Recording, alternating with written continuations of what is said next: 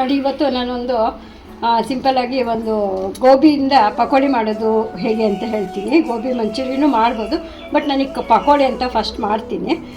ನೋಡಿ ಇದು ಈ ಒಂದು ಗೋಬಿನ ತೊಗೊಂಡು ಗೋಬಿ ಹೂಕೋಸು ಗೋಬಿ ಅಂತ ಎಲ್ಲ ಹೇಳ್ತಾರಲ್ಲ, ನೋಡಿ ಈ ಥರ ಎಲ್ಲನೂ ಚಿಕ್ಕ ಚಿಕ್ಕ ಈ ಥರ ಪೀಸ್ಗಳು ಮಾಡಿ ಇಟ್ಕೊಂಡಿದ್ದೀನಿ.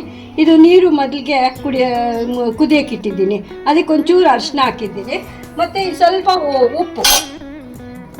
ತುಂಬ ಹುಳ ಅದು ಇರುತ್ತೆ, ಅದನ್ನು ತುಂಬ ಮದ್ದು ಅದಕ್ಕೆ ಚೆನ್ನಾಗಿರಬೇಕು ಅಂದರೆ ತುಂಬ ಔಷಧಿನೂ ಹೊಡೆದಿರ್ತಾರೆ, ಅದಕ್ಕೆ ಅದು ಹೋಗುತ್ತೆ, ಮತ್ತು ಸ್ವಲ್ಪ ಬೆಂದಂಗೂ ಆಗುತ್ತೆ. ಅದಕ್ಕೋಸ್ಕರ ಸ್ವಲ್ಪ ನೀರು ಬಿಸಿ ಚೆನ್ನಾಗಿ ಕುದಿಯೋವಾಗ ಹಾಕಿ ಒಂದೇ ಒಂದು ನಿಮಿಷ ಬಿಟ್ಟು ಅದನ್ನು ತೆಗಿಬೇಕು.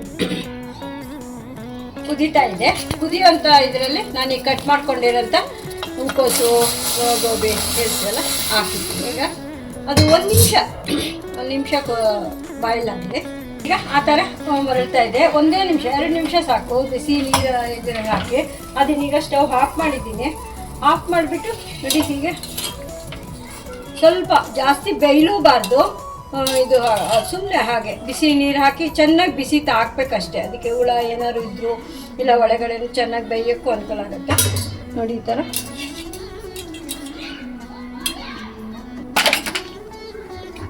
ಸ್ವಲ್ಪ ಒಂದು ಬಟ್ಟೆ ಮೇಲೆ ಹಾಕಿ ಚೆನ್ನಾಗಿ ಹಾಸ್ಕೋಬೇಕು. ಆ ಬಿಸಿ ಇದು ನೀರು ಎಲ್ಲ ಹಿಂಗತ್ತೆ.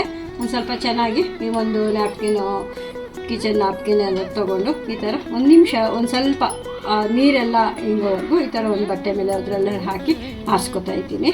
ನಾನು ತೊಗೊಂಡಿರೋ ಒಂದೇ ಒಂದು ಗೋಬಿ ತೊಗೊಂಡಿರೋದು. ಅದಕ್ಕೆ ನೋಡಿ ಒಂದು 2 ಸ್ಪೂನಷ್ಟು ಕಡಲೆ ಹಿಟ್ಟು, ಒಂದು 2 ಸ್ಪೂನಷ್ಟು ಕಾರ್ನ್ಫ್ಲೋರ್ ಇದ್ದರೆ ಹಾಕ್ಬೋದು, ಇಲ್ಲಾಂದ್ರೂ ಪರವಾಗಿಲ್ಲ.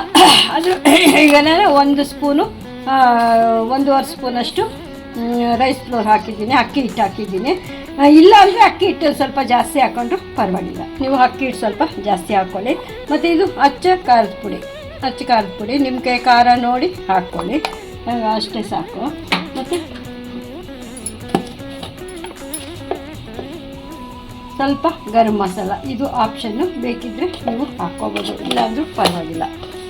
ಕಸೂರಿ ಮೆಥಿ, ಇದು ಒಳಗಿದ್ದ ಮೆಂತ್ಯ, ಇದು ಒಂದು ಸ್ವಲ್ಪ, ಮತ್ತು ಸ್ವಲ್ಪ ಅರಿಶಿನ, ಈಗ ಸ್ವಲ್ಪ ಅರಿಶಿನ, ಚಿಟಿಕೆ ಇಂಗು, ಸ್ವಲ್ಪ ಇದು ಅಡುಗೆ ಸೋಡಾ, ಜಾಸ್ತಿ ಬೇಡ, ಒಂದೇ ಒಂದು ಪಿಂಚ್ ಅಷ್ಟೇ, ನೋಡಿ ಅಷ್ಟೇ ಒಂದು ಪಿಂಚು ಅಡುಗೆ ಸೋಡಾ. ಮತ್ತು ಈಗ ಇದಕ್ಕೆ ಇದನ್ನೆಲ್ಲ ಸ್ವಲ್ಪ ಚೆನ್ನಾಗಿ ಈ ಥರ ಉಪ್ಪು ಹಾಕಿದ್ದೀವಿ, ಒಂದು ಸ್ವಲ್ಪ ಉಪ್ಪು ಹೀಗೆ ಸೇರಿಸಿದ್ದೀನಿ.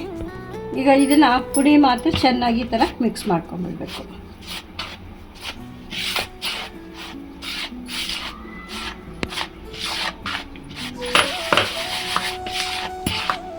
ಸ್ವಲ್ಪ ಕರಿಬೇವಿನ ಸೊಪ್ಪು ಸ್ವಲ್ಪ ದೊಡ್ಡದಾಗಿ ಕಟ್ ಮಾಡ್ಕೊಂಡಿದ್ದೀನಿ. ನೀವು ಬೇಕು ಅಂದರೆ ಈರುಳ್ಳಿ ಹಾಕ್ಕೋಬೋದು, ನನಗೆ ಈರುಳ್ಳಿ ಏನೂ ಹಾಕ್ತಾಯಿಲ್ಲ, ಇಷ್ಟೇ ಹಾಕಿದ್ದೀನಿ. ಎಷ್ಟು ಬೇಕೋ, ತುಂಬ ಜಾಸ್ತಿ ಹಾಕಿದ್ರೂ ಚೆನ್ನಾಗಿರಲ್ಲ. ಒಂದು ಸ್ವಲ್ಪ ಒಂದಿಷ್ಟು ಶುಂಠಿ ಬೆಳ್ಳುಳ್ಳಿ ಪೇಸ್ಟ್, ಇಷ್ಟು ಹಾಕಿ ಚೆನ್ನಾಗಿ ಈ ಥರ ಕಲಿಸ್ಬೇಕು.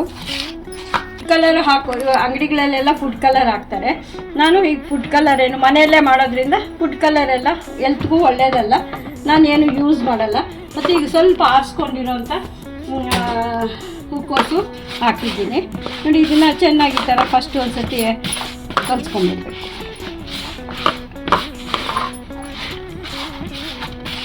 ಸ್ವಲ್ಪನೇ ನೀರು ಜಾಸ್ತಿ ಹಾಕ್ಕೊಳ್ಬೇಡಿ ಒಂದೇ ಸತಿಗೆ, ಅದೆಲ್ಲ ಚೆನ್ನಾಗಿ ಕೋಟಿಂಗ್ ಹಾಕಬೇಕು.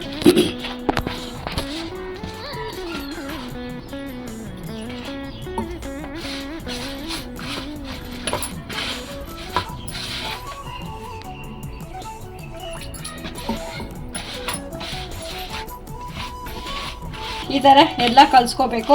ಅಕಸ್ಮಾತ್ ನಿಮ್ಗೆ ಏನಾದ್ರು ಕೋಟಿಂಗ್ ಸಾಲಲ್ಲ ಅನಿಸಿದ್ರೆ ಇನ್ನು ಸ್ವಲ್ಪ ಯಾವ್ದಾದ್ರು ಹಿಟ್ಟು ಮಿಕ್ಸ್ ಮಾಡ್ಕೋಬೋದು. ಉಪ್ಪು ಖಾರ ನೋಡಿ, ಉಪ್ಪು ನಿಮ್ಗೆ ಎಷ್ಟು ಬೇಕೋ ಅಷ್ಟು ಹಾಕ್ಕೊಳ್ಬೋದು. ಈಗ ನೋಡಿ ಎಲ್ಲ ಕೋಟಿಂಗ್ ಆಗಿದೆ, ನನಗೇನೋ ಸಾಕು ಅನಿಸುತ್ತೆ, ನಿಮ್ಗೆ ಬೇಕು ಅಂದರೆ ಇನ್ನು ಸ್ವಲ್ಪ ಸೇರಿಸ್ಕೋಬೋದು. ಈ ಥರ ಎಲ್ಲ ಕಲಿಸಿಟ್ಟಿದ್ದೀನಿ. ಎಣ್ಣೆ ಕಾಯಕ್ಕಿಟ್ಟಿದ್ದೀನಿ, ಎಣ್ಣೆ ಕಾದಿದೆ. ನೀವು ಆದಷ್ಟು ಸ್ವಲ್ಪ ಮೀಡಿಯಮ್ ಫ್ಲೇಮಲ್ಲೇ ಕರಿಬೇಕು. ಇದನ್ನು ನಾನೀಗ ಒಂದೊಂದೇ ಪೀಸ್ಗಳಾಗಿ ಹಾಕ್ತಾಯಿದ್ದೀನಿ. ಇದೇ ರೀತಿ ನೀವು ಚಿಕನ್ನು, ಮಶ್ರೂಮು ಮತ್ತು ಆಲೂಗಡ್ಡೆ, ಪನ್ನೀರು ಇದರಲ್ಲಿ ನೀವು ಮಾಡ್ಕೋಬೋದು. ಅದು ಕಡಲೆಕಾಯಿ ಎಣ್ಣೆ, ಅದು ಒಂದು ಸತಿ ಕಡಲೆಕಾಯಿ ಎಣ್ಣೆ ಈ ಥರ ಒಂದು ಸತಿ ನೊರೆನೂ ಬರುತ್ತೆ. ಈಗ ಎಷ್ಟು ಗರಿ ಆಗಿದೆ ಈ ಥರ ಕರಿಬೇಕು. ಮತ್ತು ಈಗ ಇರೋದನ್ನೆಲ್ಲ ಹಾಗೆ ಕರಿಬೇಕು. ಬಲಿ ಕರ್ಕೊಂಡ್ರೆ ಚೆನ್ನಾಗಿ ಆಗುತ್ತೆ. ತುಂಬ ಹೈ ಫ್ಲೇಮ್ ಮಾಡಿಬಿಟ್ರೂ ಕಷ್ಟ ಆಗುತ್ತೆ. ನಾನು ಸ್ವಲ್ಪ ಕದ್ದಿದ್ದೀನಿ, ಇನ್ನು ಮುಕ್ಕಿದ ಕರಿ ಆಮೇಲೆ ಕರಿತೀನಿ ನೋಡಿ. ಈಗ ಇದು ಪಕೋಡ ಥರ ಮಾಡಿದ್ದೀನಿ. ಹೀಗೆ ತಿನ್ಬೋದು, ಇದು ಪಕೋಡ ಥರ ತಿನ್ಬೋದು. ಮಕ್ಕಳು ಎಲ್ಲ ಹೀಗೆ ಪಕೋಡ ತಿನ್ಬೋದು. ಇದನ್ನೇ ನೀವು ಮಂಚೂರಿ ಥರ ಮಾಡ್ಕೋಬೇಕು ಅಂತೇನಾದ್ರು ಇದ್ದರೆ ಒಂದು ಸ್ವಲ್ಪ ಎಣ್ಣೆ ಹಾಕಿ, ಅದೇ ಎಣ್ಣೆನ ಒಂದು ಸ್ವಲ್ಪ ಹಾಕಿ, ನಾನು ಕಲ್ಲರ್ ಹಾಕಿದ್ರೆ ಹೋಟ್ಲ್ ಥರನೇ ಇರುತ್ತೆ. ನಾನು ಕಲ್ಲರ್ ಏನು ಹಾಕಿಲ್ಲ. ಈಗ ಅದು ಆಯಿಲ್ ಬಿಸಿ ಆದಮೇಲೆ ಸ್ವಲ್ಪ ಬೆಳ್ಳುಳ್ಳಿ ನೋಡಿ, ಒಂದು ಸ್ವಲ್ಪ ಈ ಥರ ಸಣ್ಣ ಕಟ್ ಮಾಡ್ಕೊಂಡಿರೋಂಥ ಬೆಳ್ಳುಳ್ಳಿನ ಸೇರಿಸ್ಕೋಬೇಕು. ಮತ್ತು ಸ್ವಲ್ಪ ಕರಿಬೇವಿನ ಸೊಪ್ಪು ಸಿಮ್ಮಲ್ಲೇ ಇದೆ.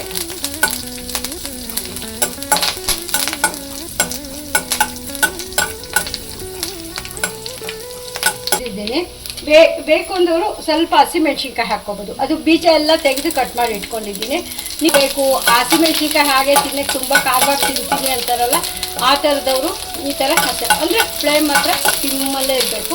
ಅದು ಸ್ವಲ್ಪ ಬೆಳಿಗ್ಗೆ ಆಗ ಒಂದು ಮಾರ್ಕ್ ಬರೋದಲ್ಲ, ಆ ಥರ ಹಾಕಬೇಕು ಮೆಣಸಿನ್ಕಾಯಿ. ಆವಾಗ ಖಾರ ಇರಲ್ಲ. ಒಂದು ಸ್ವಲ್ಪ ಸೋಯಾ ಸಾಸು, ಜಾಸ್ತಿ ಬೇಡ, ಸ್ವಲ್ಪ ನೋಡಿ ಸೋಯಾ ಸಾಸ್ ಹಾಕ್ತಿದ್ದೀನಿ.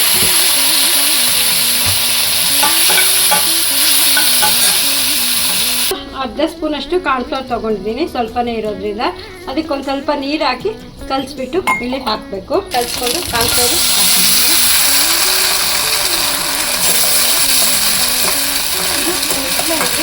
ಕಲಿಸ್ಬೇಕು. ಈಗ ಒಂದು ಚಿಕ್ಕ ಉಪ್ಪು ಸೇರಿಸಿದ್ದೀನಿ. ಮತ್ತು ಈಗ ಇದು ಈರುಳ್ಳಿ ಸ್ವಲ್ಪ ದೊಡ್ಡದಾಗಿ ಹಾಕಿಟ್ಟಿದ್ದೀನಿ. ಇದನ್ನು ಸ್ವಲ್ಪ ಇದು ತುಂಬ ಬೇಯಬಾರ್ದು, ಉರಿಬಾರ್ದು ಖಾಲಿಯನ್ನು. ಹಾಗೆ ಸ್ವಲ್ಪ ಹಸಿ ಹಸಿಯಾಗಿದ್ದರೆ ಚೆನ್ನಾಗಿರುತ್ತೆ. ಇದ್ದರೆ ಕ್ಯಾಪ್ಸಿಕಮ್ಮು ಹಾಕ್ಕೋಬೋದು. ಈಗ ನಾನು ಕ್ಯಾಪ್ಸಿಕಮ್ ಹಾಕಿಲ್ಲ. ಒಂದು ಚಿಕ್ಕ ಸ್ಪೂನಲ್ಲಿ ಒಂದು ಸ್ಪೂನು ಟೊಮೆಟೊ ಹೆಚ್ಚು.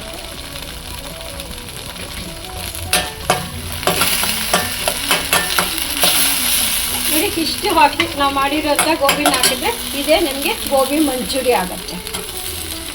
ನಾನು ಮಾಡೋ ಸ್ಟೈಲು ಹೀಗೆ.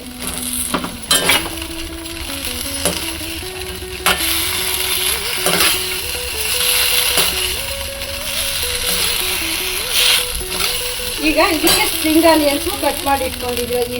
ಇದ್ರೆ ಹಾಕ್ಬೋದು, ಇಲ್ಲಾಂದರೆ ಕೊಳ್ಳೋದಿಲ್ಲ. ಇದ್ರೆ ಸ್ಪ್ರಿಂಗ್ ಆನಿಯನ್ಸು, ಇದು ಈರುಳ್ಳಿದು ಎಲೆ ಅಂತಾರಲ್ಲ, ಅದು ಒಂದು ಸ್ವಲ್ಪ ಸೇರಿಸ್ಕೊಳ್ಬೋದು.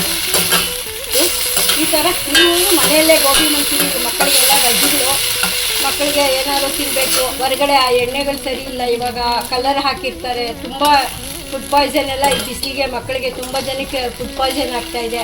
ಮನೆಯಲ್ಲೇ ಈ ಥರ ಸ್ವಲ್ಪ ಪೇಷನ್ಸ್ ತೊಗೊಂಡು ಮಕ್ಕಳಿಗೆ ಪ್ರೀತಿಯಿಂದ ಮಾಡಿಕೊಡಿ. ಮಕ್ಕಳು ದೊಡ್ಡವರಾದಮೇಲೆ ಅಮ್ಮ ಎಷ್ಟು ಚೆನ್ನಾಗಿ ಮಾಡ್ಕೊತಿದ್ರು ಅಂತ ಜ್ಞಾಪಿಸ್ಕೋತಾರೆ. ನೀವು ಈ ಥರ ನೀವು ಪ್ರೀತಿಯಿಂದ ಮಾಡಿಕೊಡಿ. ಎಲ್ಲೋ ಯಾರೋ ಮನಸ್ಸು ಇಟ್ಕೊಂಡು ಅವರು ಮಾಡಿರೋದನ್ನು ತಂದು ಕೊಟ್ಟು ಮಕ್ಕಳಿಗೂ ಹೆಲ್ತ್ ಹಾಳು ಮಾಡೋ ಬದಲು ಈ ಥರ ಮಾಡಿ ಕೊಡಿ ಮಕ್ಕಳಿಗೆ. Thank you.